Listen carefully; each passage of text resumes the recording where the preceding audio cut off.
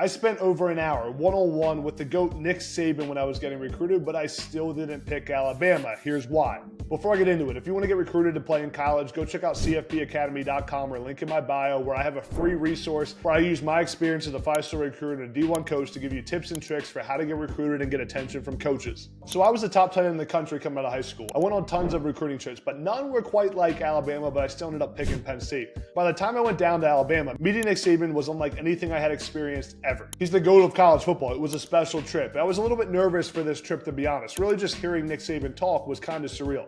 The dude is as advertised though. He's everything you would expect, but I did not pick Alabama for two different reasons. Number one, I was a receiving tight end coming out of high school, and there was one guy in my recruiting class who was often ranked higher than me. His name was O.J. Howard, still plays in the NFL. You guys probably have heard of him. O.J. Howard ended up committing to Alabama. Now, I'm not scared to compete with him, but you got to be smart about where you're going and where you have the best chance to actually see the field.